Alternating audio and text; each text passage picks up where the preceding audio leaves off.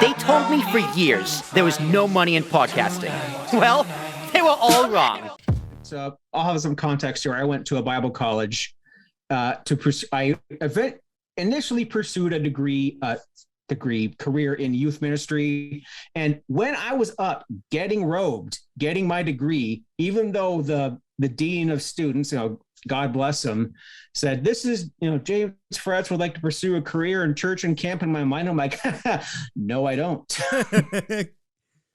I changed my mind, but that's a different story for a different time. Wait. I want that story now. So you went to Bible school?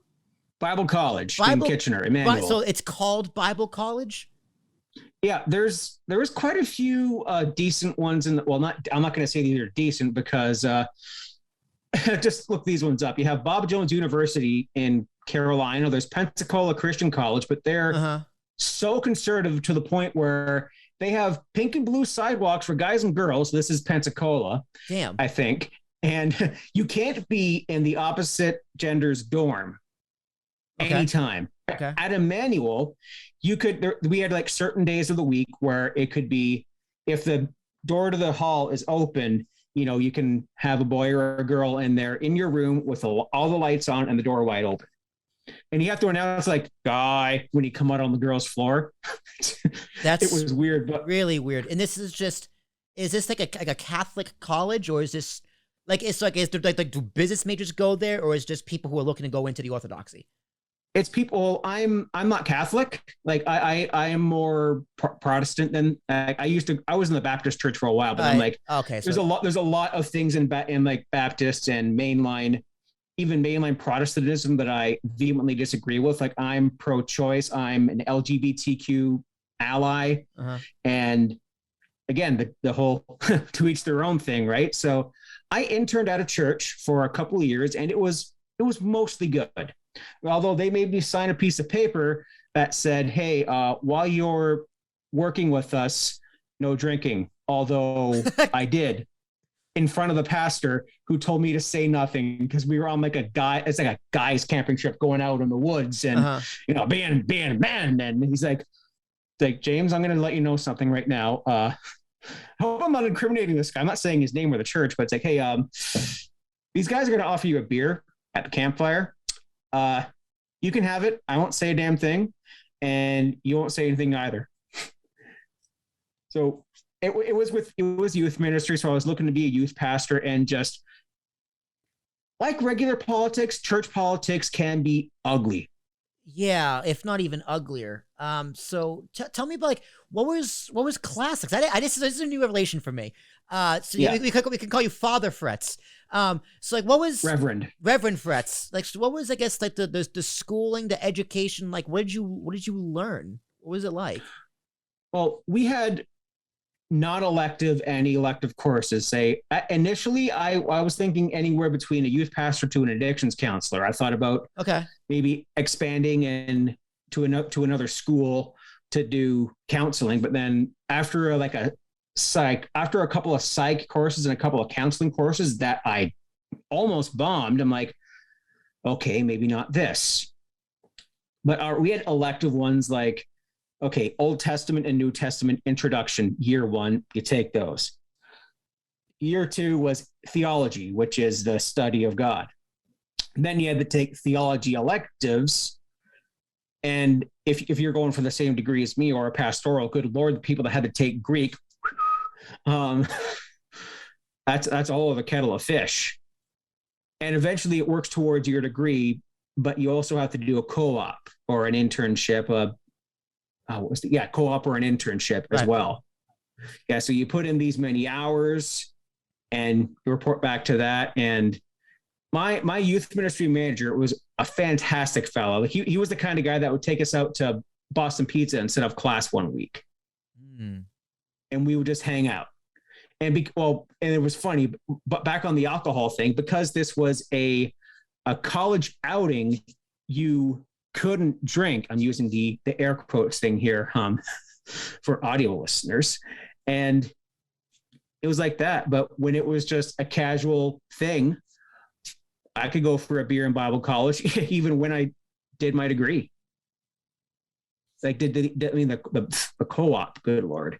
Damn. But you had that, and I was on campus for 3 of the 4 years that I was there. Like my 4th year, I got an apartment with a friend of mine, and it was funny. We packed up our last stuff from residence to go move to downtown Kitchener.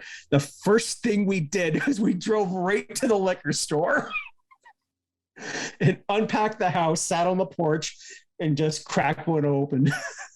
So how do you go from there to being a science teacher? Well, for one thing, Will,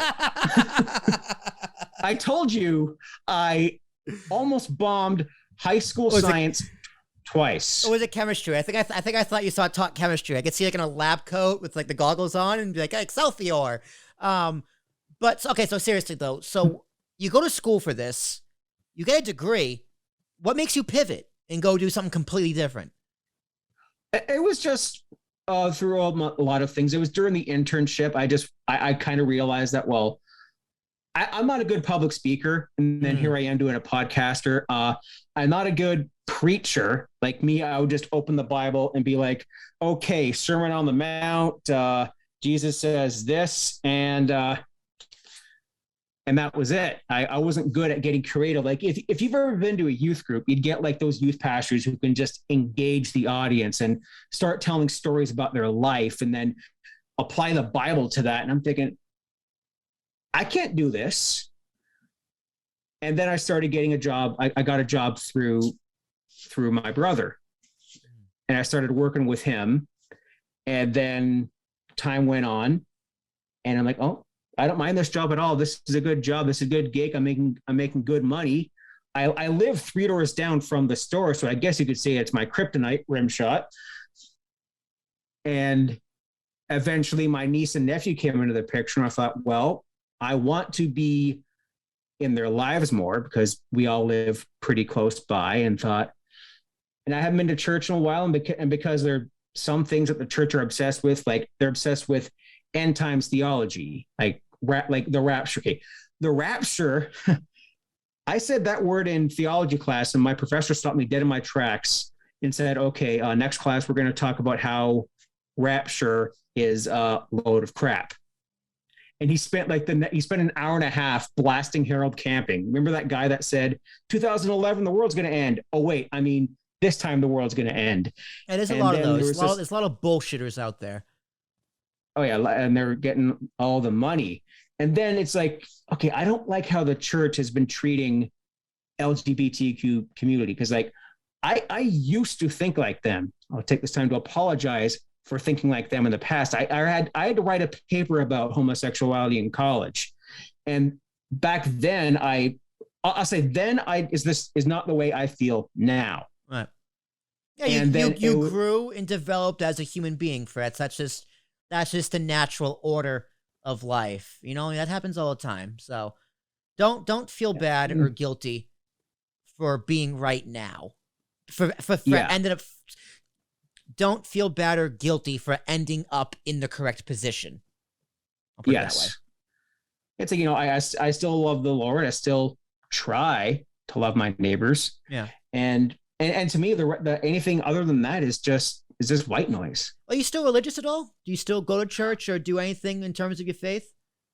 Well, I haven't been to church in had to be 8 years now, just because Sunday morning, like ever since my sister-in-law got pregnant with my nephew, he'll be turning 8 in November. Holy crap.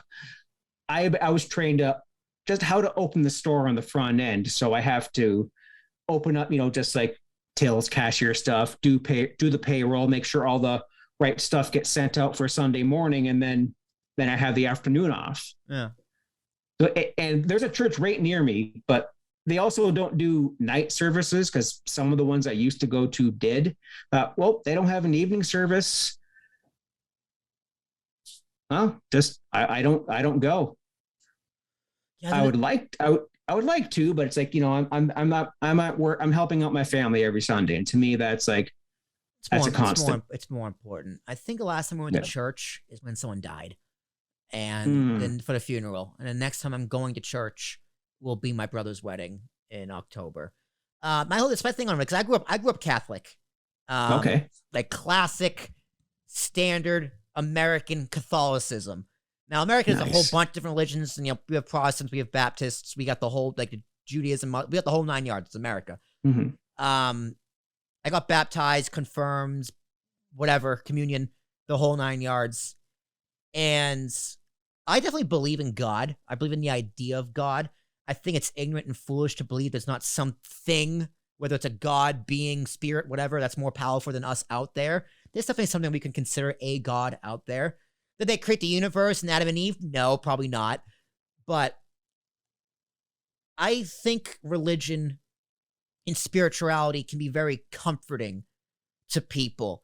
And I generally think that the lack of religion beliefs in society, American society as a whole, is detrimental, because you got to extract the morals, the values, the teachings of religion, specifically Catholicism, as well as all the other religions, because they're all very similar.